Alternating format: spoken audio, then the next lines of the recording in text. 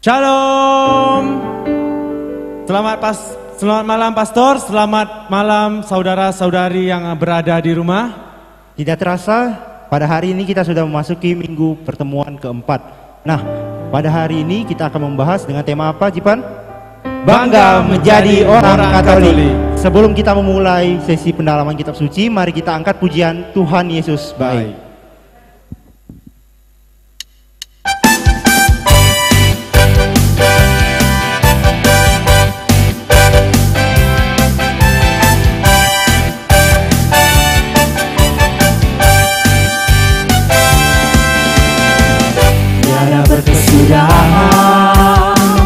Kasih setiamu Tuhan, selalu baru rahmat-Mu bagiku. Hari berganti hari, hari berganti hari, tetap kulihat kasih-Mu, tak pernah berakhir di hidupku. Tuhan Yesus baik, sungguh amat baik, untuk selama-lamanya.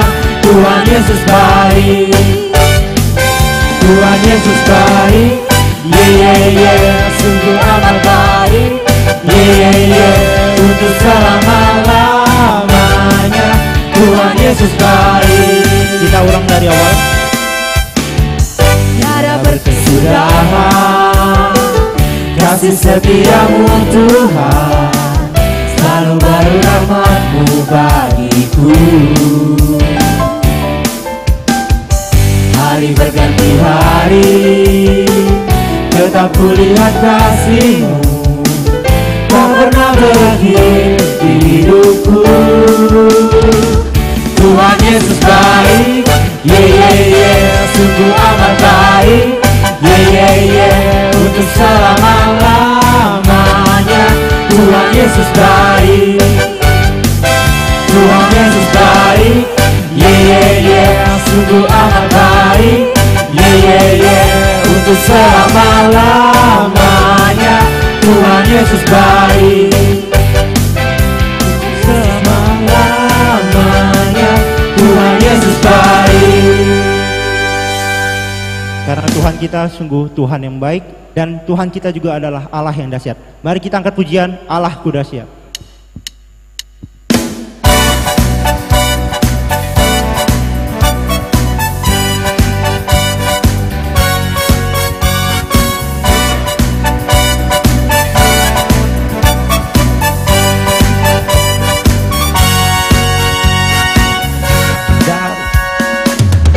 Dari utara ke selatan, terdengar pujian bagi Allah.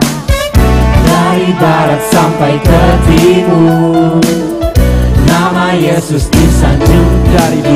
Dari pulau-pulau, lembah-lembah, gunung-gunung yang tinggi, kemuliaan-Nya disaksikan, kebesaran-Nya diceritakan. Yesus, Yesus, nama Yesus, nama Yesus disanjung tinggi. Dari pulau-pulau, lembah-lembah, gunung-gunung yang tinggi. Yang apa? Yang tinggi, yang tinggi. Allahku dahsyat berkuasa, seluruh bumi sujud menyembah. Tinggikan nama-Mu, Allahku dahsyat berkuasa, seluruh bumi sujud menyembah. Tinggikan nama-Mu, Allahku dahsyat berkuasa, seluruh bumi sujud menyembah. Tinggikan nama-Mu, Allahku dahsyat berkuasa, seluruh bumi sujud menyembah. Tinggikan nama-Mu, Allahku dahsyat. Oke, bahwa sungguh Allah itu dahsyat. Kita melanjutkan sesi ini dengan Pastor Paulus Tony.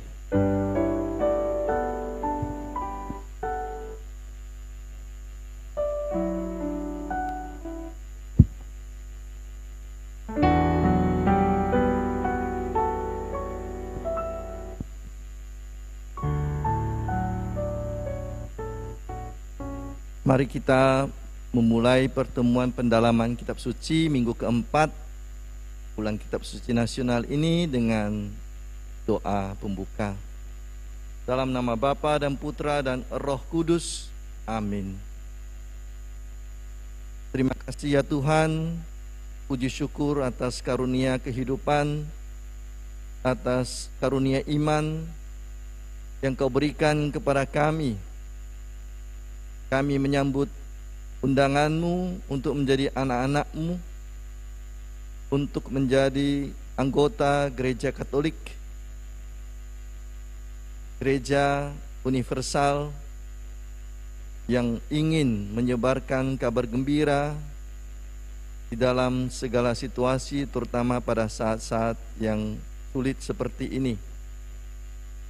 Semoga atribut Katolikan kami bukan tinggal sebagai atribut luar, tetapi sungguh-sungguh kami hayati dan hidupi dalam perkataan dan tindak laku kami setiap hari, dimanapun kami berada. Curahkanlah Roh-Mu ya Tuhan pada pertemuan kami pada malam ini, sehingga Roh-Mu lah yang menuntun pembicaraan kami, menuntun dialog kami, hingga kami sungguh-sungguh dapat mengerti dengan lebih baik menjadi Katolik itu bagaimana dan siapa. Ya Tuhan, kami serahkan semua pertemuan ini dalam tangan-Mu, demi Kristus Tuhan dan pengantara kami. Amin.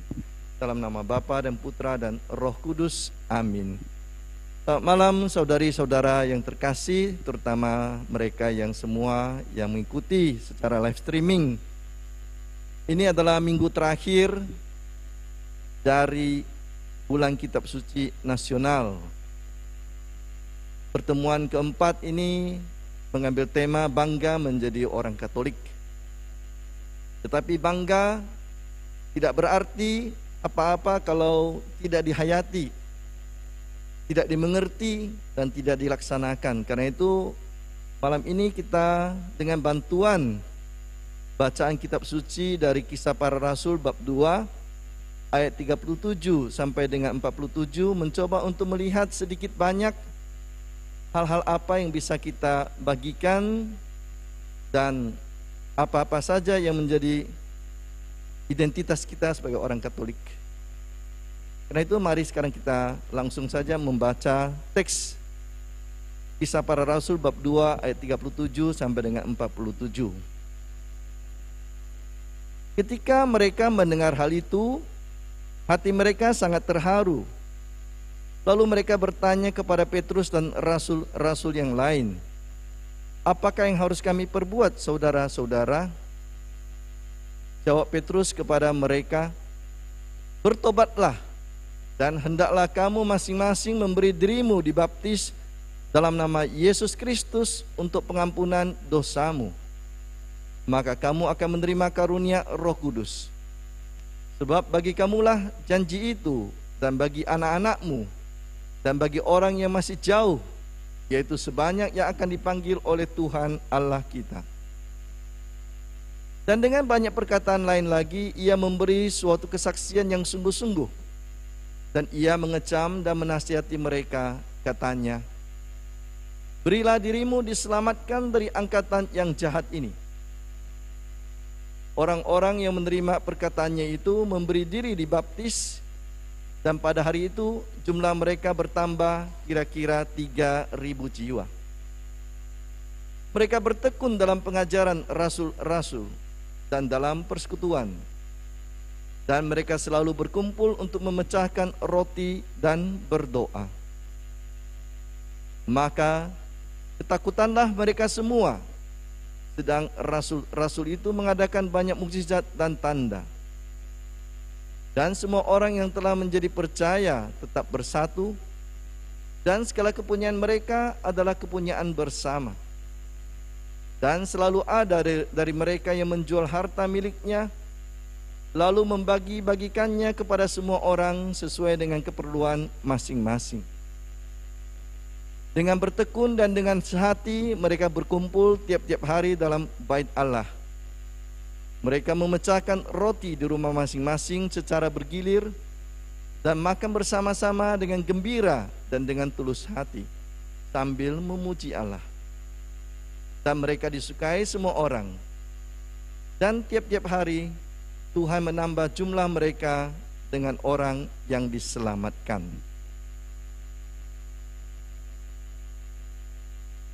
Saudari-saudara terkasih, perikop yang baru kita dengarkan, yang baru kita baca bersama adalah perikop yang terjadi pada saat Hari Raya Pentakosta. Hari Raya Pentakosta ini punya banyak arti dalam hidup orang Yahudi. Aslinya, pesta Pentakosta itu adalah pesta untuk merayakan panen untuk orang Yahudi. Kalau di daerah kita mungkin naik dango lah itu, orang Dayak. Jadi waktu panen mereka merayakannya dan itulah pesta Pentakosta. Tetapi kemudian dalam iman kepada Yahweh, pesta budaya panen ini kemudian diberi arti baru, yaitu peringatan akan perjanjian Sinai, yakni ketika Allah mengangkat orang Israel menjadi umat pilihannya di Gunung Sinai, di padang gurun. Ketika mereka keluar dari Mesir, mereka sampai di padang gurun Sinai dan Tuhan menurunkan 10 perintah Allah di sana. Nah, pada saat itulah Allah mengikat perjanjian baru. Bangsa Israel menjadi bangsa pilihannya di antara semua bangsa lain di dunia ini. Jadi umat terpilih. Dan inilah yang diperingati oleh orang-orang Israel, orang-orang Yahudi dengan pesta Pentakosta. Namun ketika Yesus naik ke surga 40 hari setelah ia bangkit, para rasul menunggu 9 hari berdoa novena, karena Yesus mengatakan kepada para rasul, jangan pergi kemana-mana, tunggu di Yerusalem, aku akan memberikan roh penolong bagimu, Parakletos, yang sering disebut dalam Injil Yohanes, Parakletos, roh penolong, roh pembantu.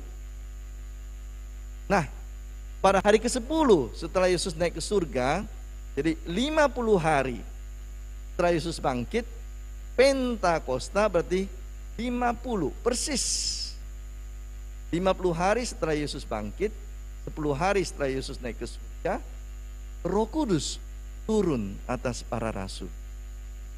Dan itulah yang kita peringati sekarang dalam gereja sebagai pesta Pentakosta untuk kita. Jadi arti lebih baru lagi diberikan. Kalau dulu untuk orang Israel, Allah memberikan 10 perintah Allah dalam bentuk 2 loh batu. Firman Tuhan yang ditulis dalam 2 loh batu. Barang materi yang nampak. Nah sekarang pada saat Pentakosta, Yesus menurunkan, mengaruniakan Roh Kudus kepada para rasul, maka bukan lagi 2 loh batu yang mati yang datang, tapi Roh Allah sendiri yang turun, Roh yang hidup, Roh yang tidak akan musnah. 2 loh batu itu bisa hancur, bisa menjadi debu, tidak nampak lagi, dimakan zaman. Tapi sekarang Roh Kudus, Roh Allah tidak akan musnah. Dia akan tetap menyertai gereja untuk selama-lamanya. Selama gereja ada, Roh Kudus ada bersama dengan gereja. Nah inilah perikop tadi justru muncul setelah pesta Pentakosta itu. Petrus dan para rasul lain keluar dari tempat mereka bersembunyi. Selama ini mereka agak takut dengan orang-orang Yahudi. Mereka takut kepada orang-orang Romawi yang mengejar-ngejar mereka, kepada kelompok Yahudi yang juga mau menangkap mereka. Sekarang mereka diberanikan oleh Roh Kudus mewartakan Kristus telah bangkit. Inilah pesan pertama setelah Yesus bangkit. Pesan para rasul, kabar gembira pertama ialah Tuhan telah bangkit. Pesta Paskah, pesan Paskah. Nah, setelah pesan Paskah itu disampaikan oleh Petrus dengan mengajak orang-orang banyak yang di sana, kita dengarkan, kita ingat waktu Pentakosta itu katanya ada ribuan orang atau puluhan ribu orang datang dari berbagai negara. Karena banyak orang Yahudi tersebar berbagai tempat, daerah Afrika, daerah Asia Kecil, daerah Eropa. Mereka datang ke Yerusalem, mereka berbicara dalam bahasa mereka masing-masing, tetapi Roh Kudus membuat mereka mengerti. Pesan dari Petrus yang disampaikan dalam bahasanya dimengerti semua orang. Dan itu menyentuh hati banyak orang. Maka dikatakan tadi, setelah mendengarkan perkataan itu, terharulah hati mereka dan mereka bertanya, apa yang harus kami buat, saudara-saudara?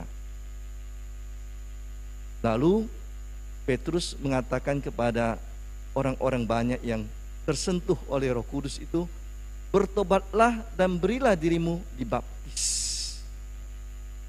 Nah, ini dia.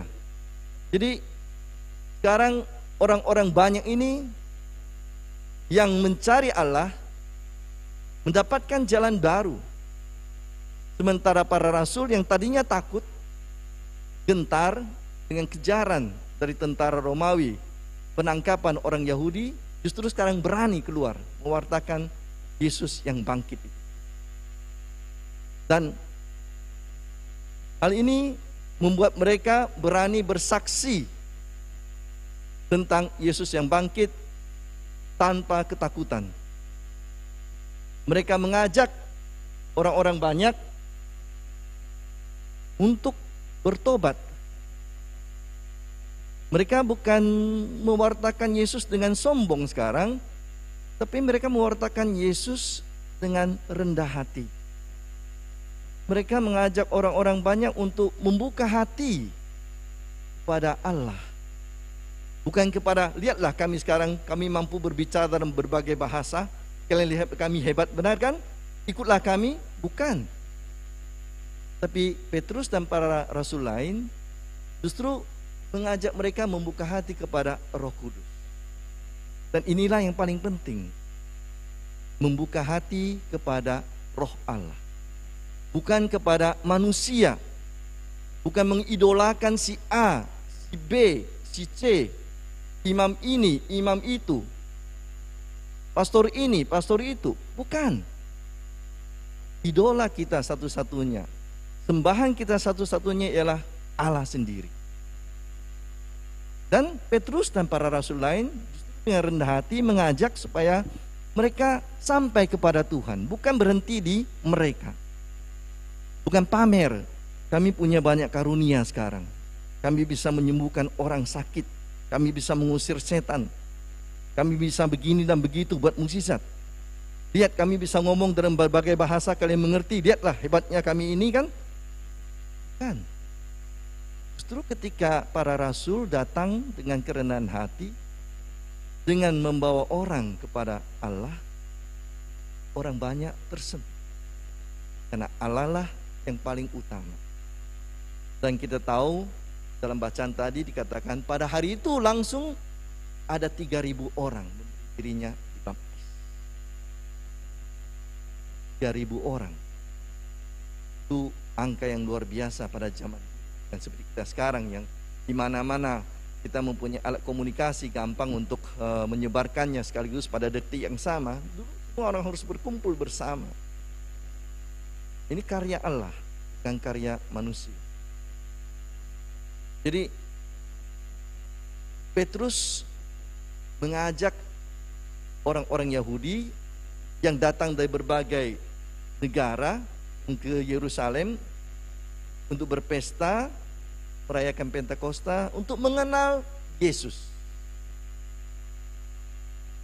Mesias yang kamu bunuh tanpa kamu sadari. Jadi Petrus mengatakan memang kalian salah, tetapi bukan karena kejahatan kalian, tapi karena ketidaktahuan kalian. karena kalian tidak mengerti. Nah, inilah Yesus yang datang, yang memberikan keselamatan, dan ia sudah bangkit. Yesus ini yang taat kepada Bapa. Ketaatannya inilah yang mendatangkan keselamatan bagi kita semua. Ketaatan Yesus inilah yang menjadi jalan bagi semua manusia untuk kembali kepada Bapa. Ketika Petrus menyampaikan tema ketaatan Yesus kepada Bapa, dia mau mengacu kepada sebenarnya Adam dan Hawa yang tidak taat kepada Allah. Dalam kisah penciptaan kita tahu bahwa Adam dan Hawa justru tidak mau taat kepada perintah Tuhan, jangan makan buah terlarang, buah pengetahuan baik dan jahat. Tapi justru mereka ambil dan mereka makan. Mereka melawan perintah Tuhan. Tapi Yesus justru menunjukkan hal yang berbeda. Putra Allah, dia datang dan ia memberikan seluruh dirinya kepada Tuhan. Ya Tuhan, kalau boleh biarkan biara ini berlalu daripadaku, tapi bukan kehendakku ya Tuhan, tapi kehendak-Mu lah. Nah, sentuhan-sentuhan pesan dari Petrus para rasul kepada jemaat ini yang mengacu langsung kepada inti iman Yesus yang rendah hati, yang taat, yang mati, yang bangkit. Inilah yang mampu membuat Yesus mengalahkan akar dari dosa manusia. Sombongan, ketidaktaatan, kebandelan, atau dalam bahasa kitab suci disebut kebodohan. Kebodohan dalam kitab suci bukan artinya tidak punya pengetahuan, tapi kebodohan dalam kitab suci lebih dikaitkan pada orang yang ingin membawakan kehendaknya sendiri. Orang yang merasa rencananya yang paling baik, orang yang mau menentukan sendiri jalan hidupnya. Itulah tegar tengkuk, bebal hati, sering disebut juga dalam kitab suci. Itulah kebodohan. Nah, ketaatan Yesus inilah yang mendatangkan keselamatan. Kesombongan yang membawa manusia jatuh dalam jurang dosa dan maut, ketaatan Yesus membawa orang selamat masuk kembali kerajaan surga, menjadi kembali anak-anak Allah. Martabat yang telah hilang ketika dosa pertama datang ke dunia. Jadi pesan Petrus, pesan para rasul pada hari Pentakosta menjadi pesan kebaikan, pesan iman, dan pesan keselamatan. Apa hasilnya? Sebagian orang percaya. Dikatakan di situ ada 3.000 orang yang memberi diri dibaptis. Dan mereka percaya bukan karena kata-kata Petrus saja, bukan karena kata-kata indah. Petrus bukan seorang pengkhotbah yang hebat. Dia bukan seorang orator seperti Bung Karno yang bisa menggerakkan hati orang. Dia berbicara langsung dari hatinya, spontan, dan ia menunjukkannya dalam hidup. Itu yang penting.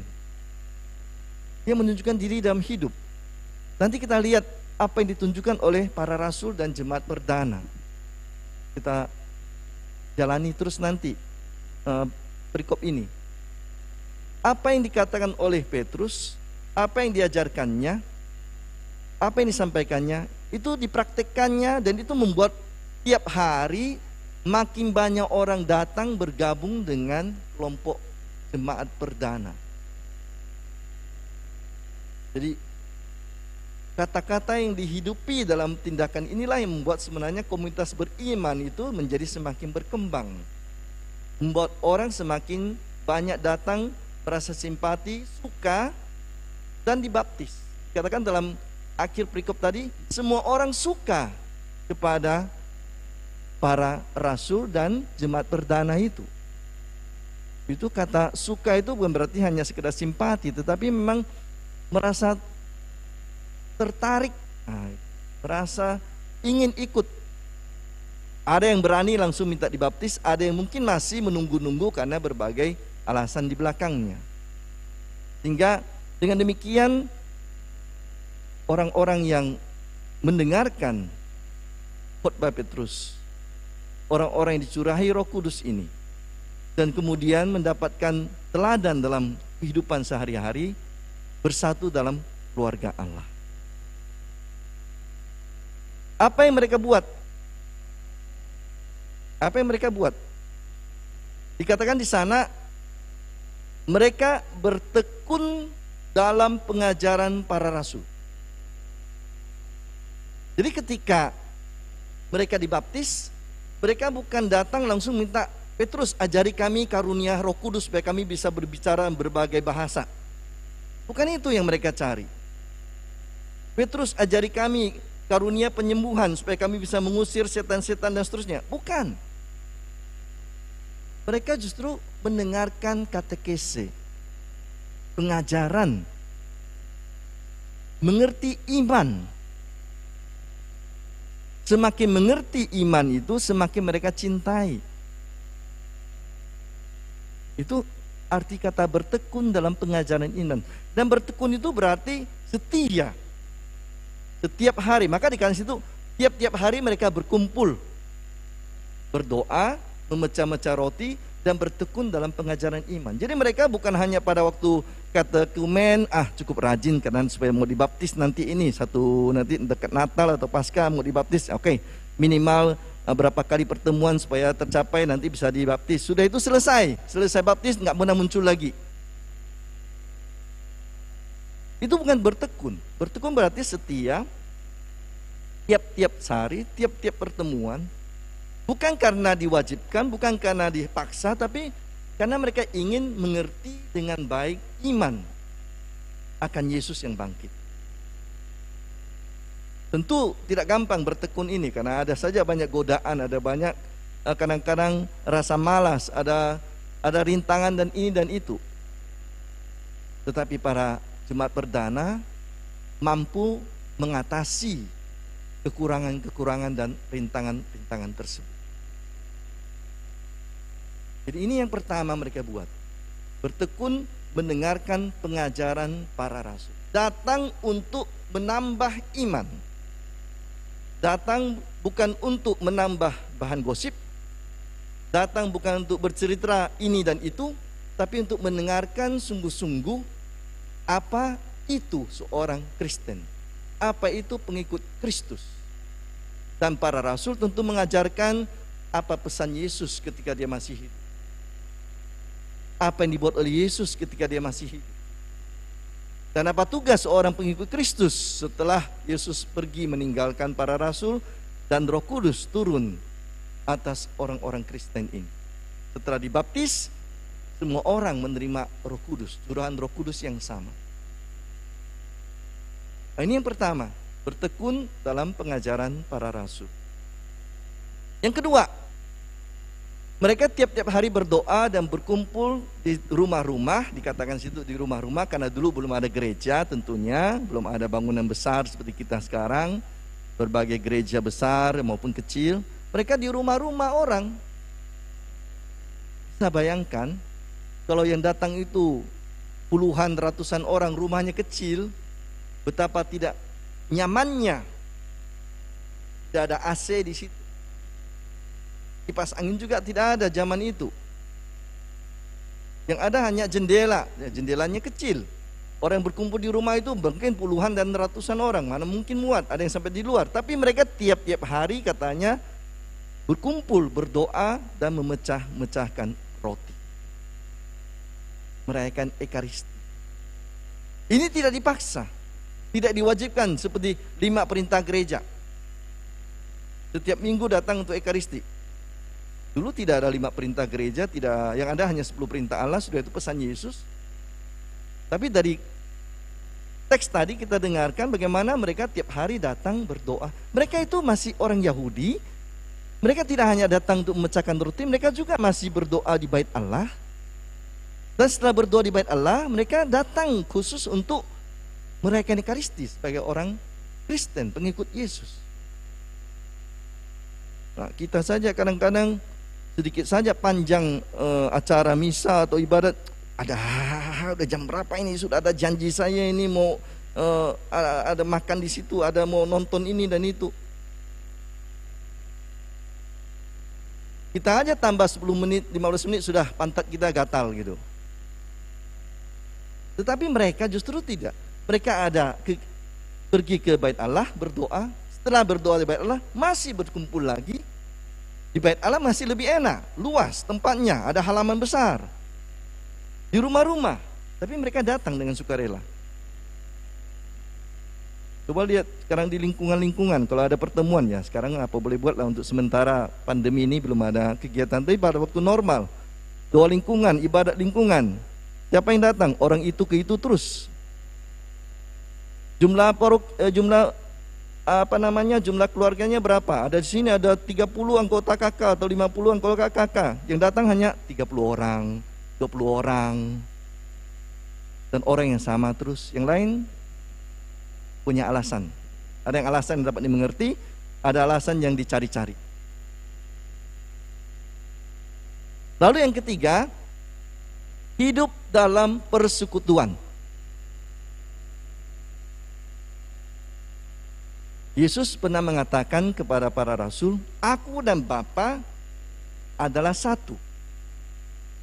Barang siapa melihat aku, ia melihat Bapa. Barang siapa percaya kepadaku, ia percaya kepada Bapa. Bapa dan Yesus diikat oleh Roh Kudus menjadi satu persekutuan yang kita sebut Allah Tritunggal. Dan itulah contoh dari persekutuan gereja. Dan itu dihidupi oleh gereja perdana. Mereka hidup bersekutu, bukan saling bersaing. Kelompok ini, kelompok sana, grup ini, grup itu, kor ini, kor sana, kelompok doa sini, kelompok doa situ. Mereka justru mencari hal yang menyatukan mereka, iman yang membuat mereka menjadi satu keluarga, bukan hal yang memisah-misahkan. Kamu di sana, kami di sini. Kalau sudah masuk sini, tak boleh masuk ke sana. Jadi seolah-olah iman itu dibagi-bagi. Ya, ini iman Kristen kelompok A, iman Kristen kelompok B, dan iman Kristen kelompok A dan B tidak boleh sama. Nah, itu kadang-kadang terjadi. Jadi mereka bukan bersaing, mereka justru bekerja sama. Dan itu bisa dimengerti karena dulu mereka adalah kelompok kecil, kelompok yang merasa terancam dari orang-orang Yahudi, orang-orang Romawi, dan mereka merasa harus bersekutu untuk memberi kesatuan untuk lebih kuat menghadapi ancaman dari luar. Mereka tidak mencari hal yang memisahkan, membagi-bagi, tapi mereka mencari hal yang menyatukan. Nah, sekarang kita kadang-kadang mungkin karena sudah besar, mungkin karena sudah merasa lebih aman dan lebih nyaman, tidak merasa perlu lagi bersekutu atau bersatu, malah mencari alat sarana-sarana yang memisahkan kita. Nah, ini catatan bagaimana gereja perdana menunjukkan siapa gereja itu, siapa orang Kristen itu. Kalau kita sebut dengan orang Katolik itu adalah orang-orang yang justru hidup bersatu. Seperti Allah Bapa, Putra dan Roh Kudus satu, kita juga satu. Bukan berbeda. Satu tubuh, banyak perbedaan fungsi, tetapi tetap badan manusia. Inilah tubuh mistik Kristus, kata Rasul Paulus. Itu yang ketiga. Yang keempat, mereka saling membagi beban. Yakni apa dikatakan situ? Milik bersama. Jadi mereka yang mempunyai lebih tidak merasa nyaman dengan kelebihannya, lalu yang biarkan saja mereka yang kurang itu hidup dalam kekurangan. Mereka mencoba membagi kelebihannya kepada mereka yang kurang. Membagi harta dikatakan di situ. Itu berarti mau menunjukkan bahwa solidaritas di antara jemaat perdana itu adalah sangat tinggi. Deritamu adalah deritaku, kebahagiaanku adalah kebahagiaanmu juga. Maka itu dicoba untuk saling berbagi, saling menanggung beban. Bagi mereka harta bukan barang yang harus kupegang kuat-kuat. Milik bukan kepunyaanku yang menjadi kepunyaanku yang tak boleh dibagi kepada orang lain, tapi milik adalah alat untuk hidup baik secara bersama. Bakat adalah kemampuan untuk membuat hal yang baik secara bersama. Tidak disimpan untuk diri sendiri supaya saya lebih penting dari orang lain, supaya saya lebih berharga dari orang lain, supaya saya lebih dipandang oleh orang lain. Justru mereka mencoba untuk membagi supaya semua mempunyai karunia, mempunyai rezeki, dan juga bisa saling menolong. Tidak lagi semua tugas hanya pada satu orang atau satu kelompok, tapi tugas bisa juga dilaksanakan oleh orang-orang lain. Ketika orang berani membagi miliknya, berani membagi kemampuannya, maka dengan demikian sebenarnya beban dari hidup juga akan terbagi kepada banyak orang. Semakin egois seseorang kepada miliknya, kepada kepunyaannya, semakin banyak beban dia timpakan pada dirinya sendiri.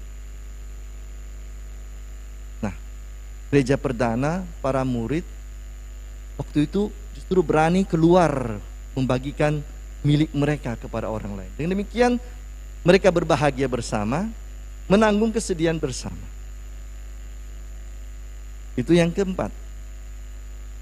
Lalu dikatakan situ, mereka para rasul membuat tanda heran mukjizat.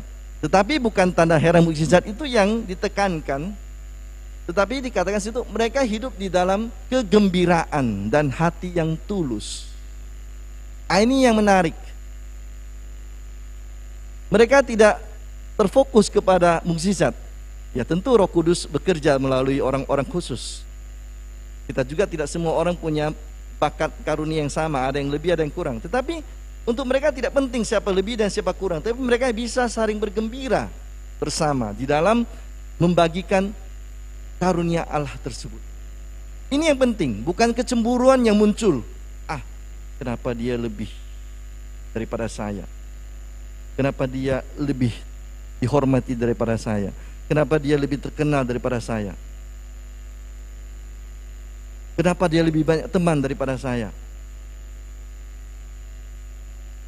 Akibatnya bukan sukacita yang dialami, tapi menjadi mata yang penuh iri hati, mata yang penuh dendam, mata yang mencari kelemahan. Ini orang ini harus saya. Ini yang bahaya. Ketika kita melihat orang lain lebih baik, bukannya kita berusaha supaya berkembang lebih baik juga, tapi kita karena tidak mampu merasa menyaingi dia, kita coba merendahkan dia. Maka hidup seperti itu adalah hidup yang sangat banyak kesedihan, banyak kesengsaraan.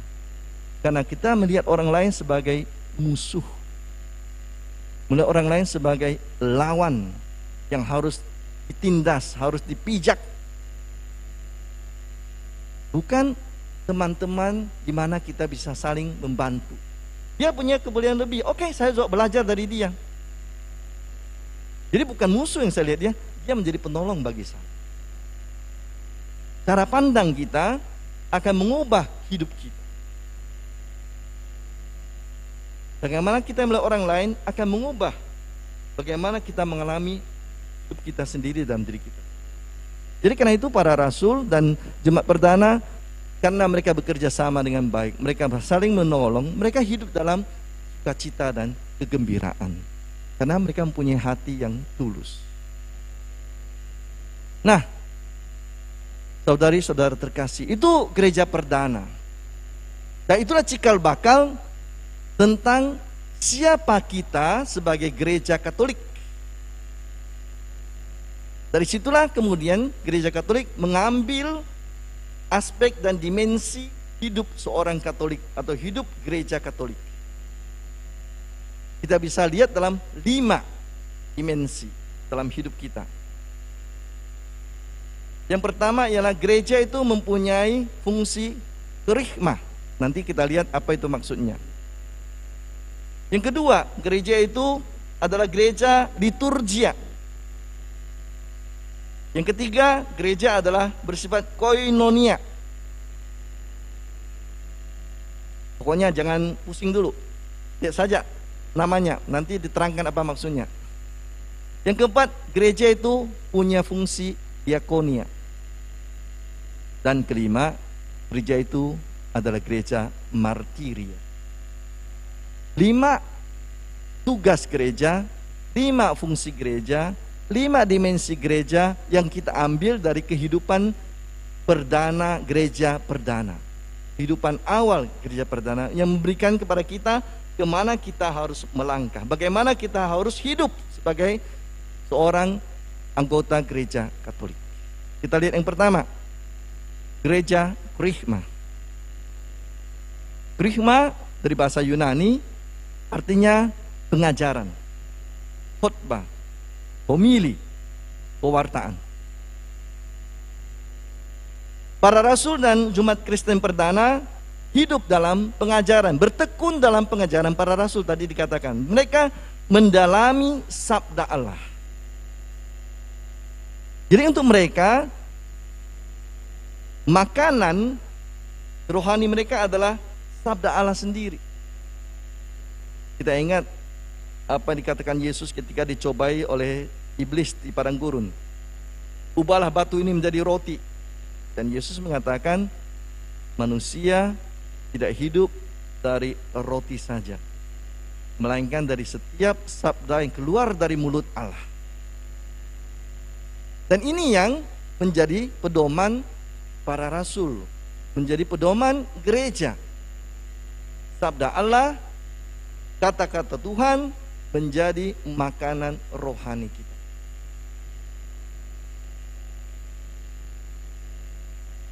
Jadi mereka merenungkan sabda Allah dengan tekun. Mereka menjadikan sabda Allah sebagai jalan untuk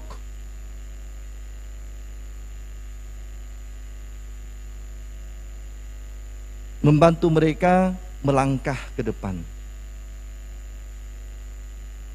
Sabda inilah yang seharusnya kita renungkan setiap hari. Memang kita sekarang punya kitab suci, bahkan kitab suci elektronik. Dulu kita masih harus bawa buku kitab suci yang berat-berat. Sekarang dengan HP kita, dengan tablet kita, gadget kita, atau kita buka di Google atau dimanapun, langsung sabda Allah ada. Pertanyaan ialah, semakin mudahnya sabda Allah ini hadir bagi kita, apakah juga menjadi semakin mudah dan semakin mencintai sabda Allah tersebut, dasar iman tersebut, arah dan tujuan hidup kita itu? Apakah kita senang kalau misalnya, oh ada acara pendalaman kitab suci, oh ada acara untuk kursus di sana, atau ya nanti yang lain sajalah, saya ikut saja nanti acara yang lain. Kamu nanti beritahu saya apa dikatakan di situ. Dari sikap kita sudah bisa mengerti bagaimana kita tempatkan misalnya sabda Allah dalam hidup kita. Dari bersih tidaknya kitab suci kita, lusuh dan bersihnya kitab suci kita, kita bisa lihat seberapa sering kita membuka sabda Allah tersebut. Sering diejek orang Katolik itu sangat menghargai sabda Tuhan, kitab suci. Saking menghargainya, tidak pernah dibuka-buka, terus ditaruh di tempat yang tinggi, karena situlah tempat Allah sendiri. Jangan-jangan plastiknya belum dibuka juga. Beda dengan gereja tetangga kita, kadang-kadang mereka coreti, wah jangan itu, sabda Allah itu tidak boleh, harus hormat. Ya, kita coreti, kenapa? Tidak kita pernah buka. Itu hal yang harus kita akui, bahwa mungkin kita bisa mengatakan soal menafsirkan itu lain masalah kan itu, tapi soal membukanya pun, merenungkannya pun sudah satu langkah kan itu, belum lagi menafsirkan. Saya baru lihat hari itu ada satu video bagus tentang bagaimana saudara-saudara kita di Tiongkok yang sangat sulit mengakses kitab suci. Ketika mereka berhasil mendapatkan kitab suci secara diam-diam, karena di sana cukup banyak gereja harus di bawah tanah, pemerintah di berbagai tempat itu sangat keras. Ketika mereka mampu mendapatkan kitab suci, aduhai, Itu seperti mereka peluk, cium, seperti anaknya begitulah. Dari mukanya kita lihat betapa mereka merindukan sabda Allah tersebut yang selama ini tidak bisa mereka dapatkan. Dan kita di mana-mana bisa mengakses kitab suci. Apakah kita mempunyai kerinduan dan cinta seperti itu? Jadi ini gereja Keruhma adalah gereja yang memang mau mendalami pengajaran iman, pewartaan iman melalui sabda Allah sendiri. Dan bagaimana kita bisa mengerti, mewartakannya kalau kita sendiri belum bisa mengertinya? Bagaimana kita bisa mengertinya kalau kita sendiri belum pernah membacanya? Bagaimana kita bisa membacanya kalau kita membukanya pun malas? Lebih sering kita buka chat box ini, chat berita cerai dari artis sana, chat berita entah apa lagi. Oh, semangat kita bisa 2 jam 3 jam di situ berdiskusi lewat grup. Tapi kitab suci, nantilah. Ini satu, gereja Keruhma, pewartaan iman yang berdasarkan pada sabda Tuhan. Yang kedua, gereja adalah gereja liturgia. Apa artinya liturgia? Liturgia berarti perayaan, bahasa Yunani juga. Doa, penyembahan. Maka gereja mempunyai dalam dirinya sikap hidup untuk selalu berdoa, bertemu dengan Tuhan, merayakan ekaristi dan sakramen-sakramen lain tentunya sekarang. Sebab selain tadi satu sabda Allah adalah dasar iman kita, doa adalah jiwa dari gereja, jiwa dari sakramen. Dan sakramen yang kita rayakan adalah tanda rahmat khusus, di mana Allah datang memberkati kita. Allah selalu memberkati kita dalam setiap hal. Tentu, Dia ada di mana-mana. Tetapi sakramen adalah tanda berkat khusus yang dirayakan, yang mendatangkan rahmat khusus bagi kita. Ekaristi, tubuh dan darah Kristus hanya hadir pada ekaristi, bukan pada kesempatan ibadat sore, ibadat bacaan atau ibadat-ibadat lainnya.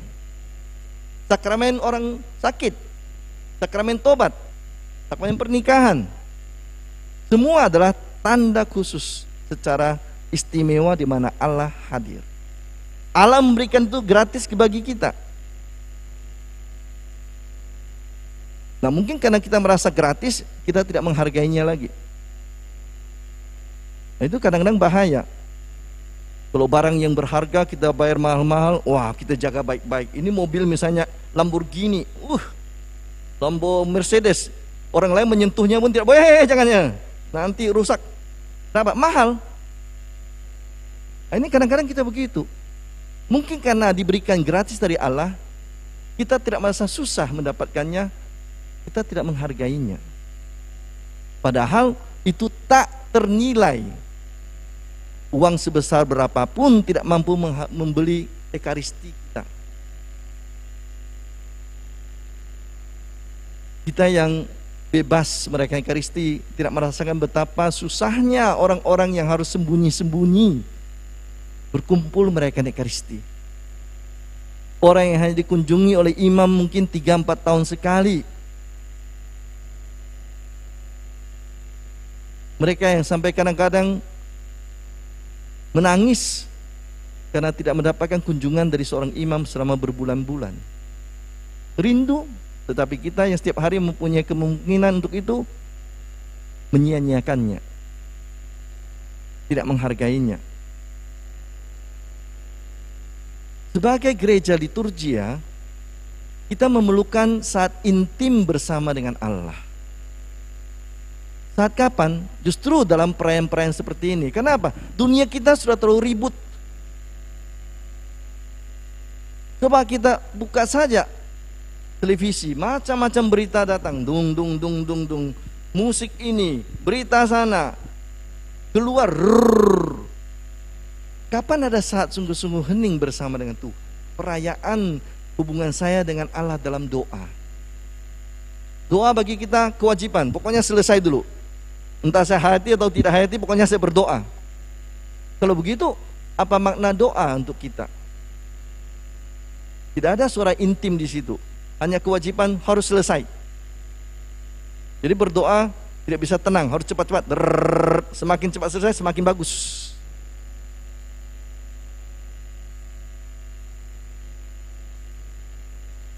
Yang ketiga, gereja itu adalah gereja persekutuan, koinonia. Koinonia bahasa Yunani berarti bersekutu, bersatu. Tadi saya sudah katakan gereja adalah tubuh mistik Kristus menurut Rasul Paulus. Orang-orang Kristen perdana entah dari berbagai daerah pun berbeda-beda, tingkatan berbeda-beda, mereka hidup sebagai satu keluarga besar. Saling menolong. Berbeda fungsi, iya seperti tubuh Kristus, berbeda fungsi.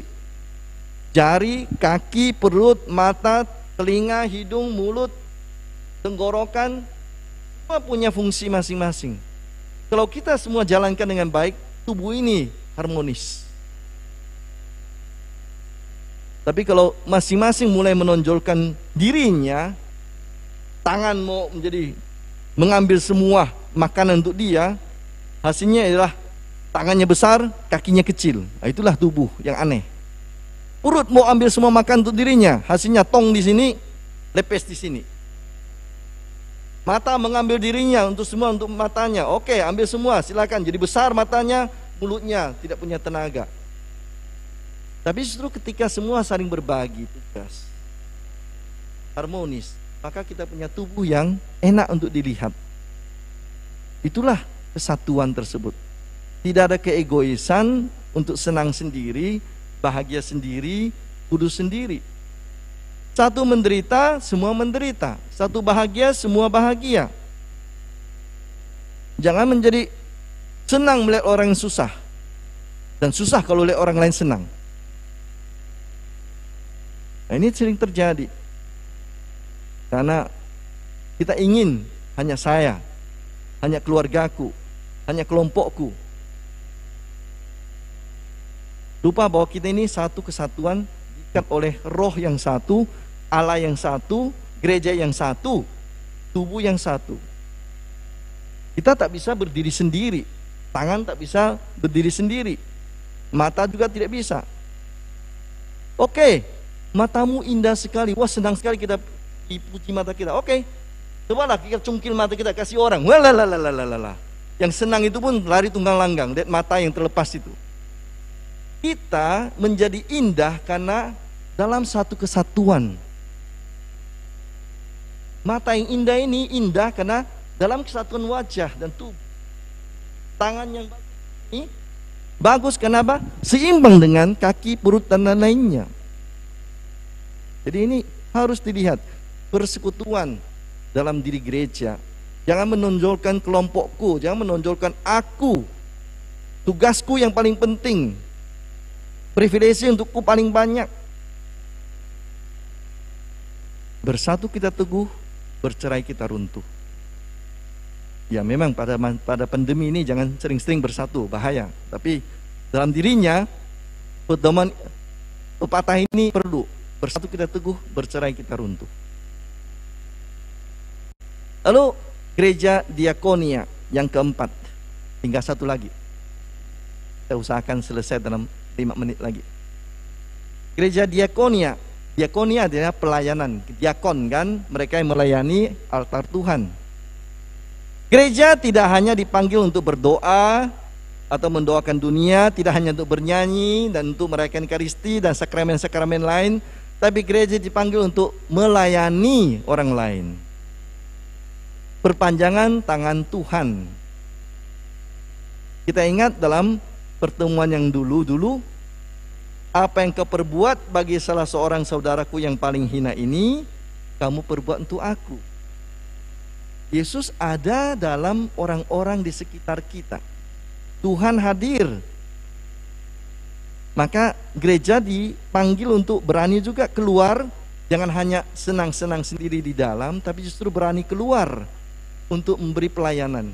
Kepada siapa? Ya siapapun yang kita anggap membutuhkan bantuan dari kita. Sejauh kita mempunyai kesanggupan, waktu, tenaga, daya, mengapa kita harus menyimpannya untuk diri sendiri? Jadi melayani adalah bagian dari tugas utama gereja kita. Itulah salah satu inti dari iman kita. Mengasihi dalam tindakan-tindakan yang nyata. Lalu terakhir gereja martiria. Martir artinya memberi kesaksian. Kesaksian, memberikan bukti. Gereja perdana zaman para rasul adalah gereja yang banyak menghasilkan martir. Kita ingat martir pertama orang Kristen, Stefanus. Stefanus itu bahasa Yunani. Bahasa Latinnya corona. Artinya mahkota, lingkaran di atas kepala. Stefanus, corona.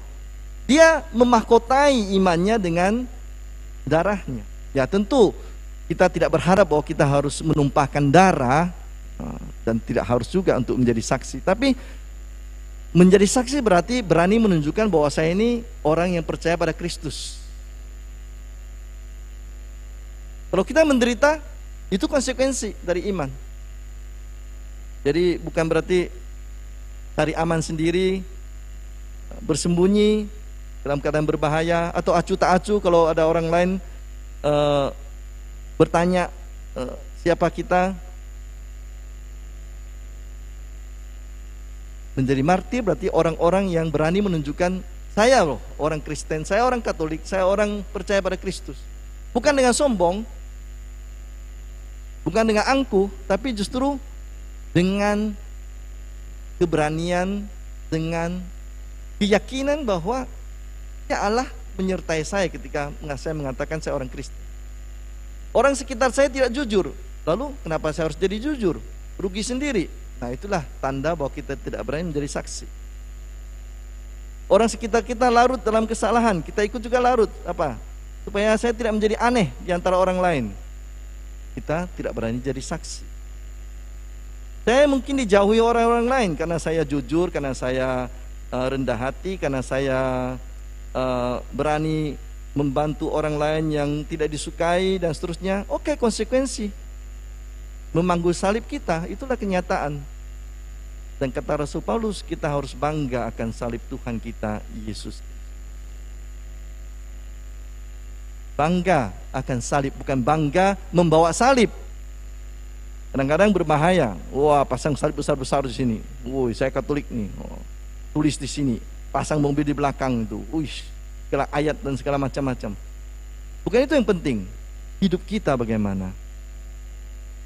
Ketika kita menderita, kita tidak menyalahkan Tuhan, tapi kita mempersatukan penderitaan kita dengan salib Tuhan. Tetap yakin dengan belas kasih Tuhan.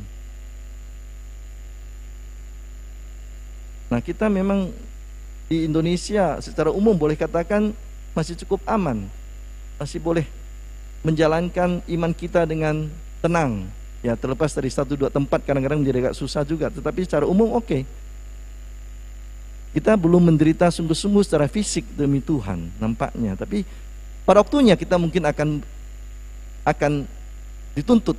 Mungkin bukan dalam arti nyawa, tapi dalam arti mungkin karier kita, masa depan kita, pekerjaan kita akan menjadi lebih sulit. Nah, di situ kita harus memilih harta, kedudukan, atau iman. Kadang-kadang juga kan orang memilih pasangan hidup juga, ya larut juga. Permulaan nggak apa-apa, bisa kok menghidupi. Mampukah bertahan dalam ikatan perkawinan yang tidak iman? Kalau mampu silakan. Kadang-kadang juga akhirnya larut Jadi ada banyak hal di mana kita harus berani memberikan kesaksian tentang siapa kita sebagai orang Katolik, sebagai orang yang percaya kepada Kristus. Jadi saudari-saudara terkasih, sebagai kesimpulan, kita boleh bangga menjadi orang Katolik, jadi gereja Katolik, tapi apakah kita punya pengetahuan yang benar tentang gereja Katolik? Apakah kita mengerti benar dengan sabda Tuhan? Ini harus kita mengerti. Saya bangga pada sesuatu yang saya mengerti dengan baik, bukan hanya sekedar ikut-ikutan. Apakah saya memang sungguh mempunyai hubungan yang intim dengan Tuhan melalui doa dan dengan tulus hati merayakan sakramen secara setia, bukan hanya pada saat-saat tertentu seperti napas, Natal dan Paskah atau kapal selam, lama di bawah, sekali-sekali muncul ke atas. Iman kita kadang-kadang begitu, iman kapal selam ini banyak di bawah ini, nggak pernah nampak nih, baru muncul sekali-sekali. Yang ketiga, apakah kita mampu menjadi pembawa damai dan persatuan dengan orang-orang lain di sekitar kita? Hidup dalam persekutuan yang benar dengan saudara-saudari kita, secara intern dalam gereja maupun secara ekstern dengan orang-orang yang luar gereja kita. Itu kesaksian orang Kristen loh ya, orang Katolik, pembawa damai. Yesus disebut Raja Damai. Apakah kita mau melayani dan mencintai? Dan terakhir, beranikah kita memang menjadi saksi atas iman kita? Itulah pertanyaan, siapakah kita? Beranikah kita membela iman kita? Supaya kita memang sungguh bangga dengan punya dasar sebagai orang Katolik. Terima kasih. Mudah-mudahan pengantar yang sederhana ini bisa membantu kita untuk menyadarkan diri kita tentang kedudukan kita sebagai orang Katolik dan gereja Katolik.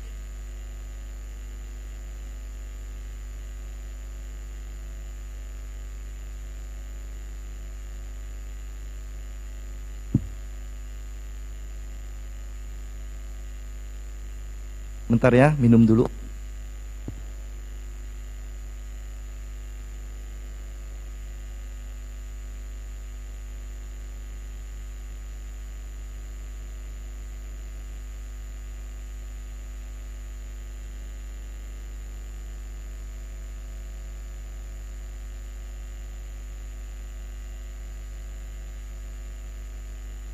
Pertanyaan pertama, selamat malam Pater, bagaimana dengan sikon pada saat ini seorang umat dapat menerima sakramen tobat secara pribadi? Mohon penjelasan dan masukannya.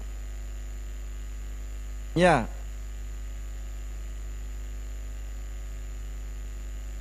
ajaran gereja, hukum gereja juga mengajarkan bahwa penerimaan sakramen tobat tidak bisa secara tidak langsung,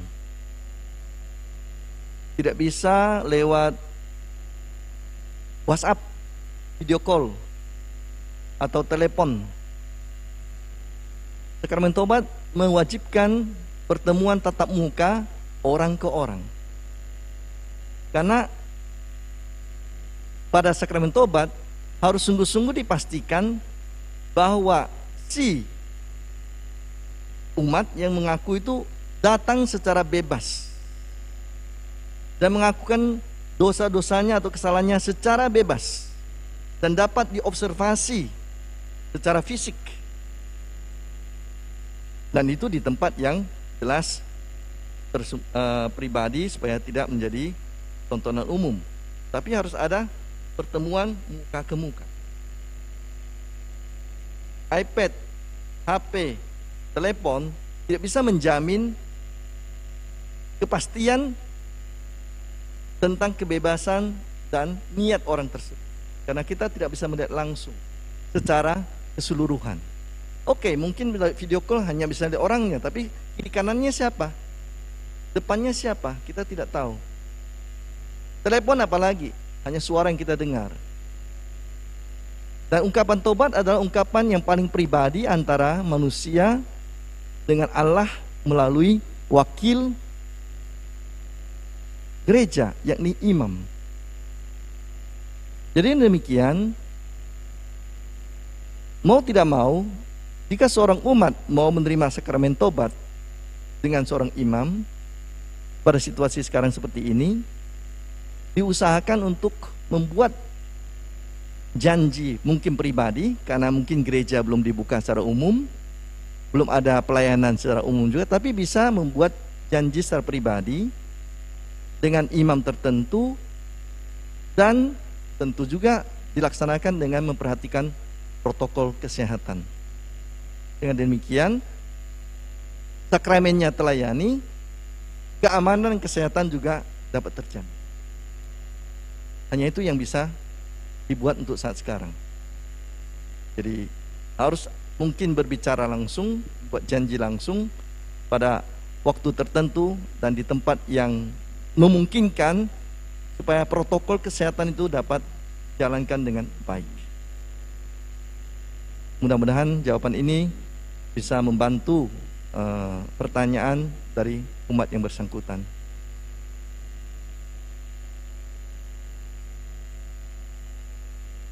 Nomor 2, malam Pastor Tony, dalam Katolik kita jarang menyebut jemaat, tapi lebih sering disebut umat. Dan apakah dalam Katolik ada doa syafaat? Terima kasih. Sebenarnya istilah jemaat dan umat itu dapat dipertukarkan, tidak ada masalah. Kalau misalnya kita lihat terjemahan kitab suci kita yang bahasa Indonesia, kata yang sering dipakai itu adalah jemaat. Jemaat Kristiani, jemaat Yahudi. Umat itu lebih sering muncul dalam ungkapan lisan, tapi tidak tertulis, terutama dalam teks kitab suci kita. Hanya memang umat Katolik mungkin dipengaruhi juga oleh tradisi Latin yang menerjemahkan ke umat. Nah, karena itu memang gereja Katolik adalah gereja yang memakai bahasa Latin sebagai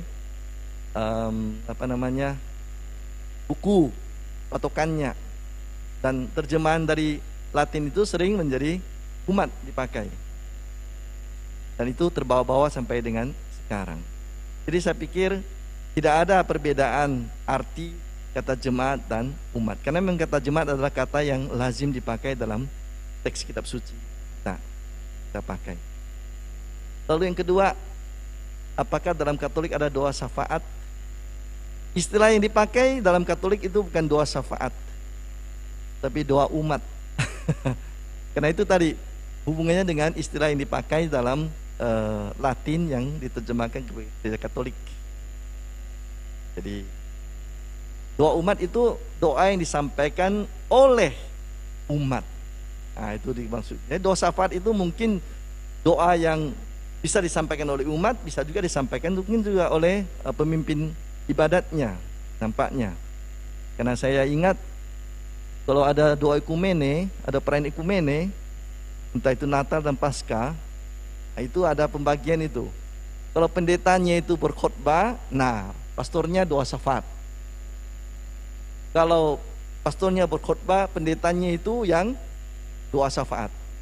Nah, dalam praktek nampaknya doa syafaat adalah doa yang disampaikan berisi permohonan-permohonan, syukur, dan umumnya panjang, dan bisa disampaikan oleh baik pemimpin upacara, pemimpin ibadat, maupun oleh jemaat atau umat. Sementara dalam Katolik, kalau disebut doa umat, doa itu yang memang datang dari umat. Pemimpin upacaranya, imamnya hanya membuka dan menutup. Makanya dalam gereja Katolik ada doa umat dan tidak disebut sebagai doa syafaat.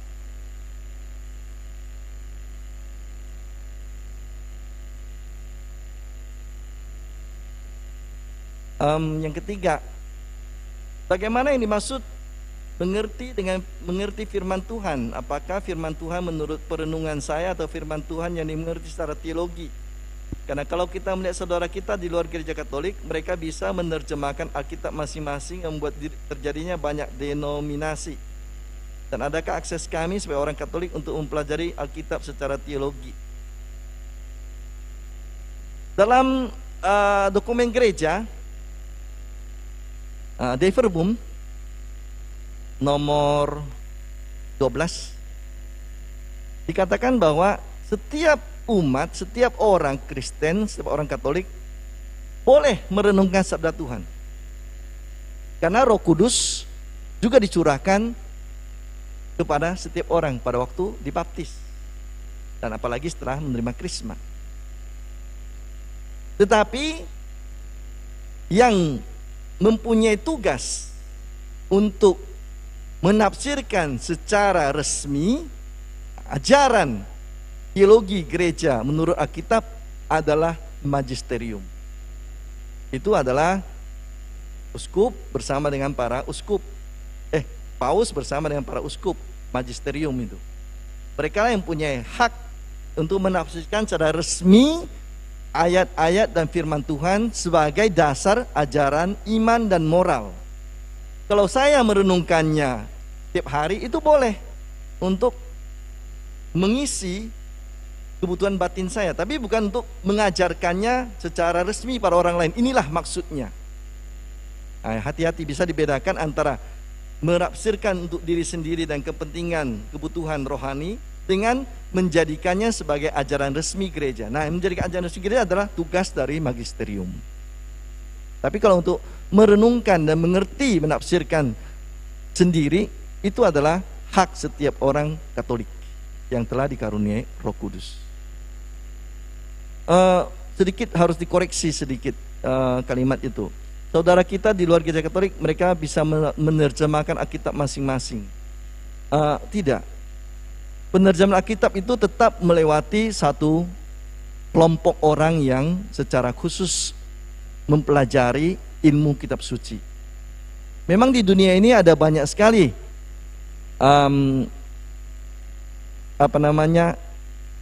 terjemahan, dan itu dikerjakan bukan secara abal-abal, bukan dikerjakan secara main-main, itu dikerjakan secara serius, tergantung kepada tingkat dan tujuan dari edisi tersebut. Apakah itu edisi yang dipakai untuk studi, maka tingkat bahasa yang dipakai di sana akan menjadi lebih tinggi. Apakah edisi terjemahan itu untuk keperluan bacaan rohani, maka juga bisa disesuaikan dengan gaya bahasa yang lebih populer. Jadi ada banyak versi terjemahan, bukan karena kitab sucinya beda, tidak, kitab sucinya sama, tapi disesuaikan dengan tujuan dipakai kitab suci itu untuk apa. Untuk anak-anak ada juga, maka kitab suci untuk anak-anak bahasanya jauh lebih sederhana, tidak rumit. Dia menyampaikan ide, bukan kata demi kata. Nah, jadi harus hati-hati, tidak setiap orang bisa menerjemahkan Alkitab.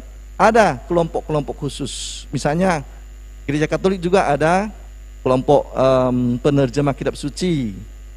Kita bekerja sama LBI, misalnya saya masuk bagian dari tim revisi terjemahan kitab suci LBI yang bekerja sama dengan tim dari LAI yang dari gereja Protestan. Nah, sekarang gereja Indonesia sedang merevisi terjemahan, bukan merevisi kitab suci ya, hati-hati ya, jangan salahkan. Merevisi terjemahan bahasa Indonesia yang telah dikerjakan 50 tahun yang lalu. Nah, sekarang terjemahan yang 50 tahun lalu itu sekarang direvisi terjemahannya supaya lebih sesuai dengan gaya bahasa dan kosakata bahasa Indonesia masa kini, dan juga ada penemuan-penemuan baru yang bisa membantu kita untuk mengerti lebih baik beberapa ungkapan yang mungkin 50 tahun lalu kurang bisa dimengerti. Nah, itu sudah dikerjakan, bagian Katolik umumnya sudah selesai. Kita masih menunggu beberapa buku dari Perjanjian Lama yang masih dikerjakan. Karena pandemi ini nampaknya sedikit lebih lambat. Tadinya itu direncanakan tahun 2020 ini sudah keluar, terjemahan baru kedua. Yang dulu terjemahan baru pertama tahun 74, sekarang terjemahan baru kedua. Mungkin kita harus menunggu 1-2 tahun lagi. Nah, untuk kerjasama antara LBI dan LAI penerjemahan yang baru ini. Nah, apakah ada akses kami sebagai orang Katolik untuk belajar Alkitab secara teologi? Secara belajar kitab sebenarnya, bukan secara teologi, tapi belajar kitab. Selalu ada. Karena pertama,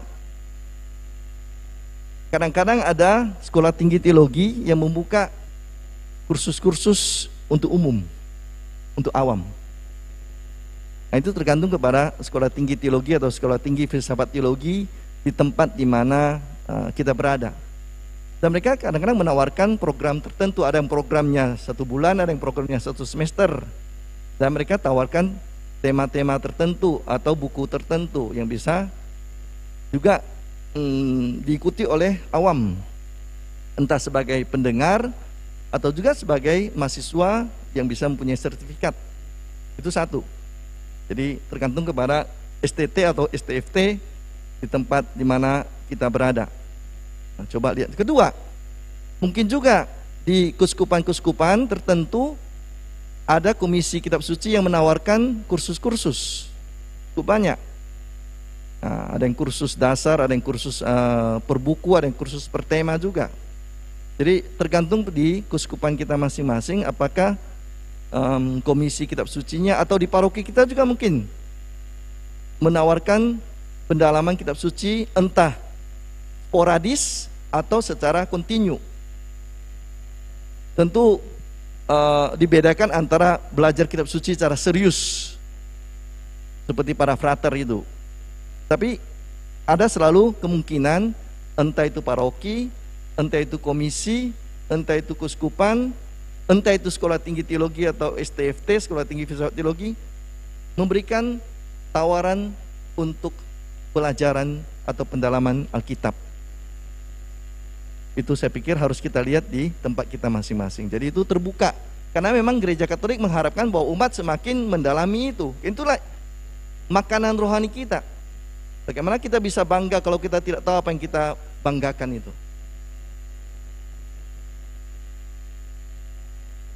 Bagaimana orang Katolik bisa menjadi pelaku firman yang baik, sementara cukup banyak orang Katolik termasuk malas membaca kitab suci? Ada pepatah mengatakan, Latin, nemo dat quod non habet. Nemo dat quod non habet. Artinya apa? Tak seorang pun dapat memberikan apa yang tidak dimilikinya sendiri. Nah, pertanyaan ialah, kalau kita ingin menjadi pelaku firman yang benar, maka dalamilah firman itu lebih dahulu. Kalau kamu ingin memberikan masakan yang enak, jadilah koki yang baik dulu.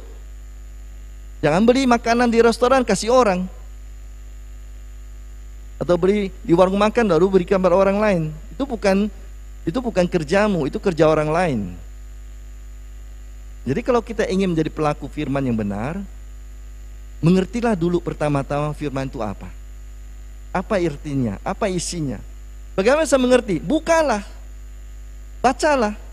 Tidak mengerti, lihat buku. Ada banyak dijual buku sebenarnya. Kalau kita mau pergi ke toko-toko buku yang menjual tafsiran gereja Katolik, ada cukup banyak buku yang bukan bahasa tinggi, bahasa biasa untuk umat.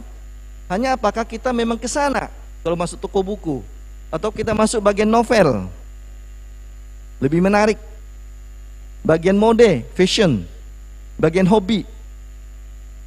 Jadi bukan tidak ada buku untuk membantu kita, tapi kita tidak berani untuk, atau kita tidak mau, atau kita tidak cukup tekun untuk memaksa diri. Jadi memang kita harus juga berjuang. Kita memang dulu terlalu malas membaca kitab suci. Memang gereja dulu pernah terlalu lama membiarkan umat hanya mendengar kitab suci hanya di gereja, dan itu dibacakan dari mimbar, tidak diajak untuk membaca dan merenungkan. Tapi sekarang memang kita bisa.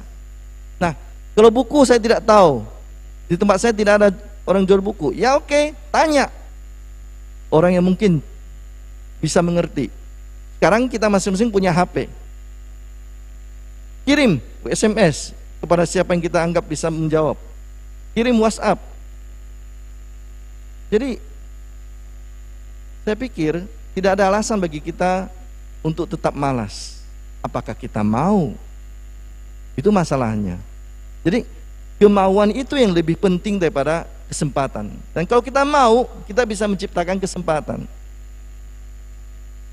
Saya yakin kalau kita memang mau, kita bisa memberi waktu untuk itu. Contohnya, saya sekarang sedang semangat nih membaca novel kungfu, science fiction. Saya sangat semangat. Tapi waktu saya kerja itu sudah penuh terisi. Tapi karena saya sangat semangat, sebelum tidur saya sempatkan membaca setengah jam. Misalnya, saya beri waktu tuh. Karena apa? Semangat saya. Karena apa? Kemauan saya. Maka saya ciptakan waktu untuk itu. Kalau memang waktu kerja tidak ada, waktu ini tidak ada, oke. Sebelum tidur pun saya setengah jam nggak apa-apa lah. Saya tidur jam 11, sekarang setengah 12, setengah jam dulu baca ini. Bisa. Jadi pertanyaan ialah, apakah kita mau? Apakah kita memang yakin itu adalah makanan rohani saya? Apakah memang itu dasar hidup saya? Jadi buka dulu, baca dulu, mengerti dulu, baru kita bisa menjadi pelaku yang baik dan benar dari firman tersebut. Wah, ini panjang nih. Pada hakikatnya Tuhan semesta alam memandang adanya manusia semua adalah sama di matanya. Namun pada realitas hidup umat beriman pasti dan terbawa arus ego dengan agama atau kepercayaannya. Kayak contoh, dalam satu perusahaan saat merekrut tenaga kerja pasti bersifat subjektif dan prioritaskan agama yang sesuai dengan orang yang merekrutnya. Padahal mungkin dari aspek kapasitas belum tentu lebih unggul dari yang beda agama dengan si perekrut. Bagaimana pandangan pastor terhadap masalah seperti ini jika dikaitkan dengan materi malam ini? Bahaya sebagai anggota gereja tidak boleh mementingkan pribadi dan kelompok. Sebagai manusia memang kita cenderung lebih dekat dengan kelompok kita. Tapi sekarang pertanyaan ialah, kamu katakanlah sebagai seorang pimpinan atau seorang yang punya tanggung jawab dalam perekrutan kepegawaian, lebih mendahulukan kedekatan kelompokmu atau lebih mendahulukan profesionalitas pekerjaanmu? Kamu lebih mementingkan masa depan perusahaanmu atau demi kedekatanmu dengan calon pegawai tersebut? Ini kamu harus sendiri mengerti sebagai orang yang bertugas bertanggung jawab sebagai perekrut. Mana paling penting sekarang? Masa depan perusahaan ini, masa depan kantor ini, atau kedekatan saya karena satu agama? Jadi si perekrut ini, orang yang bertanggung jawab ini, dia harus tahu sendiri apa yang paling penting, prioritasnya apa sekarang. Apakah supaya tenaga saya bertambah satu yang seiman dengan saya, atau saya mendapatkan tenaga yang memang sungguh berguna untuk kemajuan kantor dan perusahaan ini? Ini soal skala prioritas.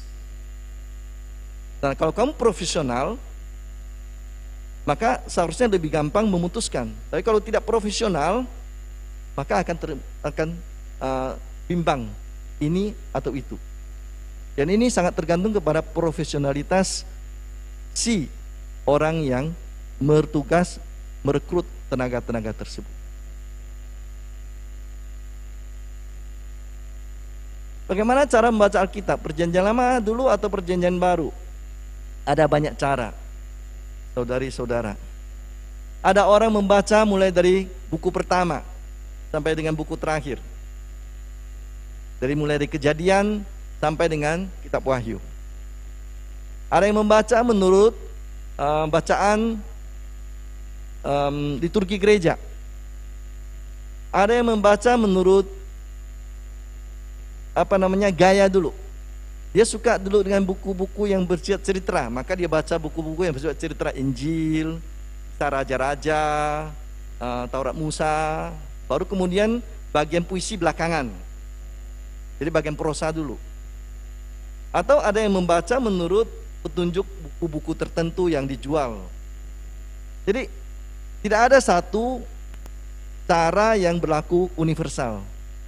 Bisa kita pilih yang kira-kira cocok untuk kita.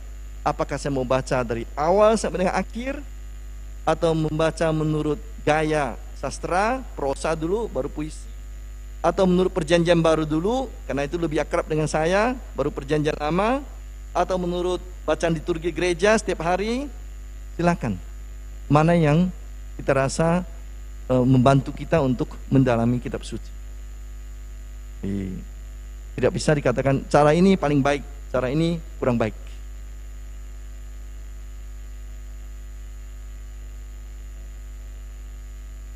Baik, nampaknya waktu sudah habis dan juga pertanyaan juga sudah habis. Terima kasih banyak. Mudah-mudahan pertemuan-pertemuan kita selama 1 bulan ini bisa membantu kita untuk semakin mencintai kitab suci kita dan menambah semangat bagi kita untuk memperdalam mencintai sabda Allah, dan dengan demikian kita menjadi pelaku firman yang baik.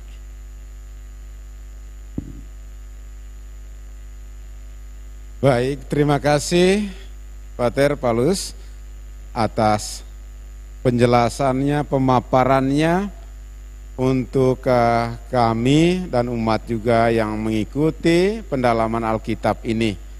Dan ini yang bagian terakhir dari pendalaman Alkitab selama bulan BKSN ini. Ada 4 kali dan dibawa oleh 2 orang, Pastor William dan Pastor Paulus.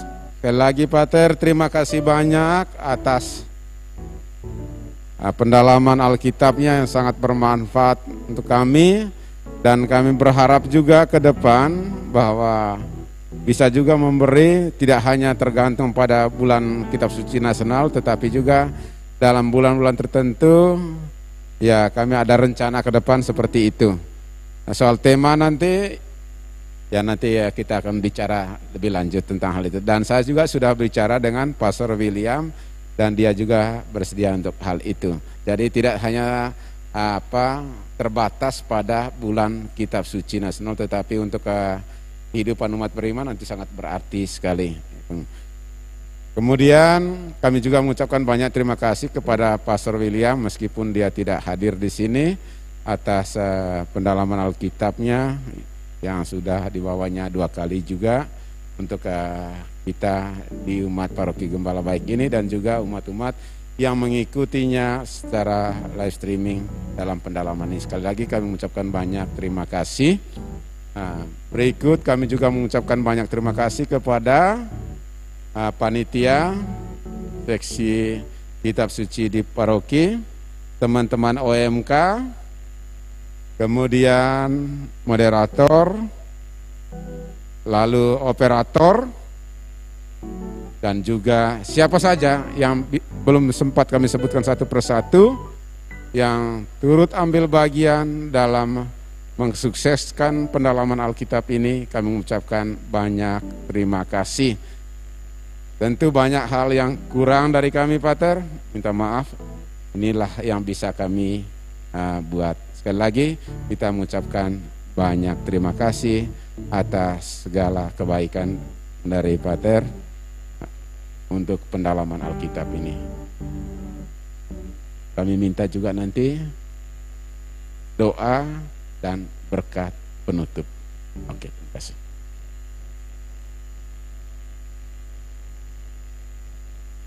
Marilah berdoa.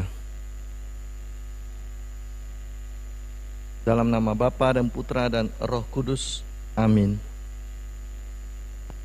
Kami berterima kasih ya Tuhan atas penyertaan-Mu, atas waktu, kesehatan, rahmat, berkat yang boleh kami terima sehingga kami dapat menyelesaikan bulan Kitab Suci Nasional dengan baik. Tapi kami tahu bahwa Kitab Suci, Sabda Allah tidak berhenti pada bulan ini, tapi ia ada dalam setiap detik dari hidup kami. sampai Engkau memanggil kami kembali ke hadapan-Mu. Karena itu ya Tuhan, kami tetap berusaha memohonkan supaya Engkau memberikan kekuatan, keteguhan, dan ketekunan pada kami, supaya hati kami selalu terbuka untuk datang kepadamu, mendengarkan sabdamu, merenungkannya, dan melaksanakannya seperti Bunda Maria. Dengan demikian, hari demi hari, hidup kami menjadi semakin serupa dengan putra-Mu dalam tingkah laku kami, dalam perkataan kami.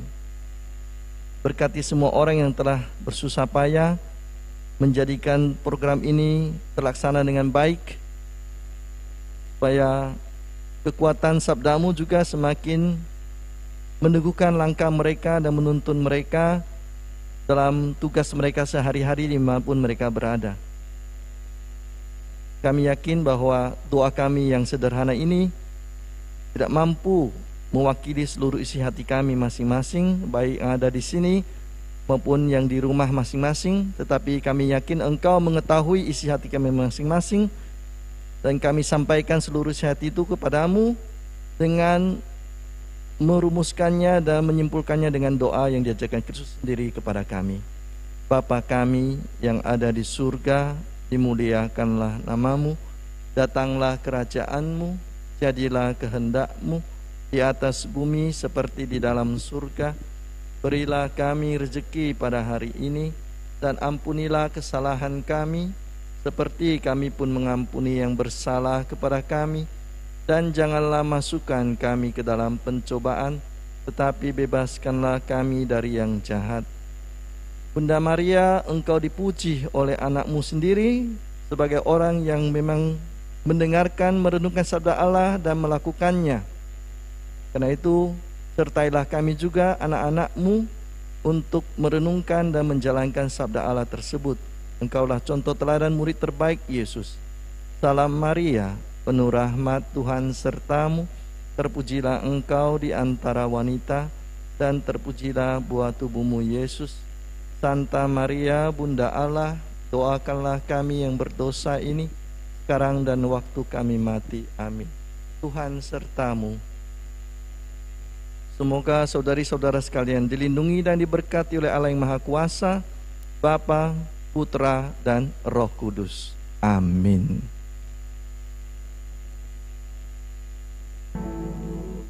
Terima kasih untuk Pastor Paulus Tony yang sudah bersedia untuk memberikan pembelajaran pada pendalaman kitab suci pada minggu terakhir ini.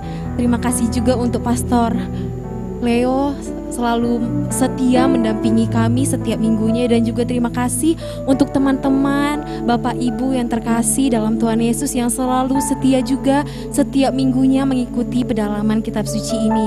Semoga dalam pandemi ini kita selalu dikuatkan dalam iman kita dan selalu tidak luput akan ajaran-ajaran Yesus kepada kita. Semoga kita juga diberi kesehatan dan kekuatan dalam menjalani hari-hari kita berikutnya. Amin. Untuk penutup, mari kita nyanyikan lagu Engkaulah Perisaiku.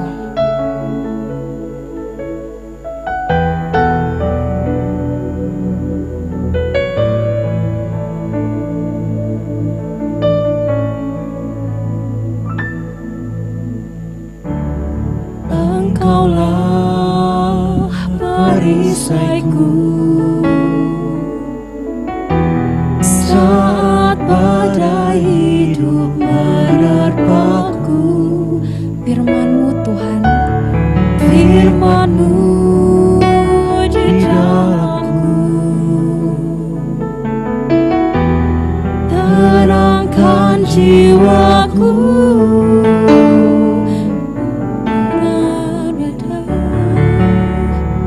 Di tengah badai, dalam kekuatan yang Kau berikan, sampai kapanpun ku kan bertahan, karena Yesus selalu menopang hidupku.